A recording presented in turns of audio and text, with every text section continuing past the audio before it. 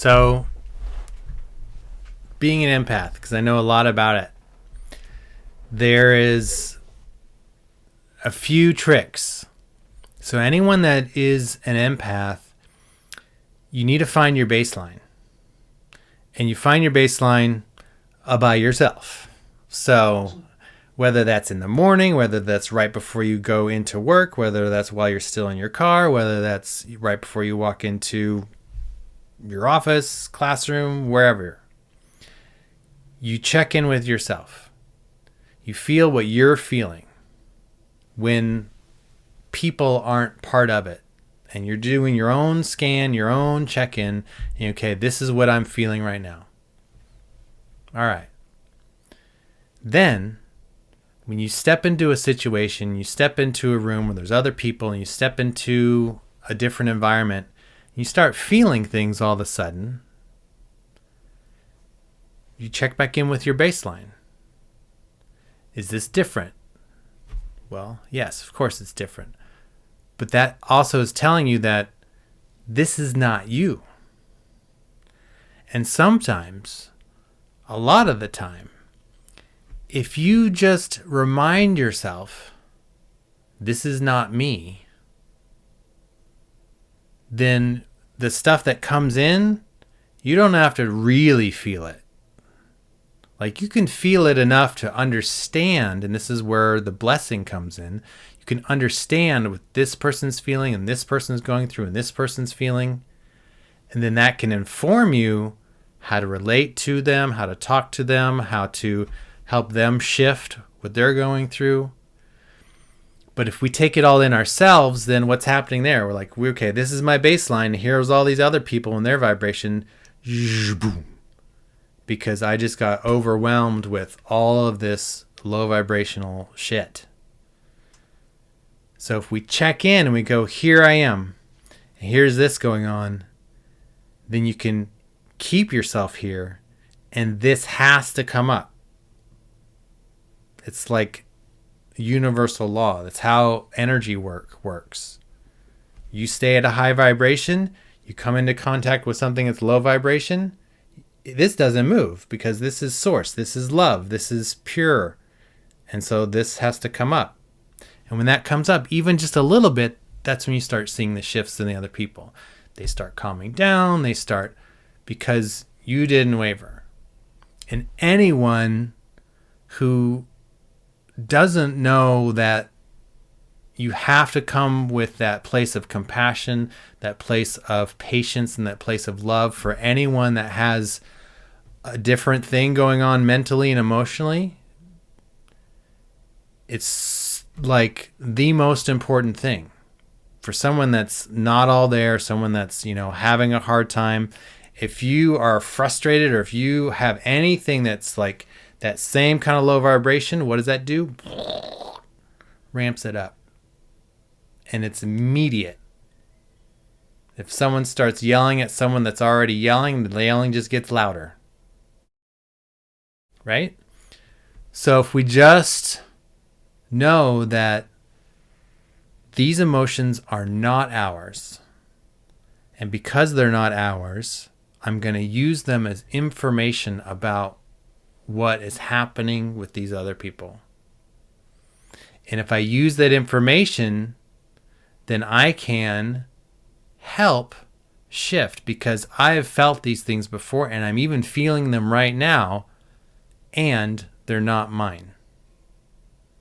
And just reminding yourself that each time it happens starts to make the shift into the body, allowing it to just pass through. So that you don't have to shove things down and then wonder why your stomach's in knots. You don't have to, go home and then wonder why you're completely exhausted and drained, because you took in all of that. And this is a lot of people. So many people, they don't even know it, right? They didn't have a father or a parent that says, guess what, son? You're an empath. What? What does that mean? That sounds scary. Yeah. And it can be. And it can be awful if all you're told is you're going to feel everyone's shit. But if you know what you're feeling, and what I mean is what I was saying before, if you know that thing that is coming through is not you, it makes a world of a difference. And so many empaths don't have that knowledge, even though it seems so simple, right? Oh, well, the things I'm feeling are not me, so everything's fine. But it's more than that. It's really just knowing that, check in with yourself, find that baseline of like, okay, this is how I'm feeling. Because maybe you're not feeling so great that day. And then something comes along and you're like, yeah, I already wasn't feeling well. And so I'm already kind of down here. And so maybe I just need to separate myself or do something different. Right? Well, checking in, taking that breath or multiple breaths is going to be super helpful for you and anyone else that you're having to deal with. Even if it's someone that you're texting with, you know. If you start feeling something going on there because you can feel that emotions as you're connecting to that person, even though it's just through a text, you can take that breath too and just kind of make sure that, wait a second, this is coming from my connection with them because 5 minutes ago or an hour ago when we weren't communicating, I was not feeling this way because I checked in. Because that happens too, especially when we start dealing with love, right? Because it starts affecting us in a different way. And then once we have that connection and like, oh, well, they're anxious about something. Now I'm feeling anxious about something, but I'm always anxious. So maybe it's just me, right? And, you know, if you are constantly allowing other people's emotions to just whoosh, come into you, then yeah, maybe that's really what's actually going on. Like, you're actually not anxious. It's just you're feeling everyone's energies, and many times it can be too much. So how do you deal with that, right? That's the other question, right? Well, there's a couple different ways. One, put up a force field. Put up a barrier. Put up an energetic wall. But its purpose is to block out the negatives, not the positives. Because if we just put a wall up, then we're blocking all movement. And we don't want that. Physically, things you can do, if you're seated, you can cross your legs and push your ankles away towards the person. Like if you're sitting at a desk, that's making our own little like energy cross that's then pushing away, because you've consciously engaged that I am not going to receive any of this that's coming from you. So that's another really great tool just to use. And it seems really simple, but you got to practice it for it to be more and more and more effective. And that same feeling is the same feeling of like, hey, you know what? This is my bubble. This is my zone, right? And I'm the one that decides what these feelings are, what these energies are. And all these ones that are coming at me, yeah, you can whiz right on by. Whiz right on by. Oh, you got something good? Okay, I accept that. Only the good and the positive are coming through. You got something negative? I hear you. I feel you're upset. And I'm allowing it to just go right on by. Go right on by. Go right on by. Because that gets felt too. And that's the wonderful thing. That gets felt too.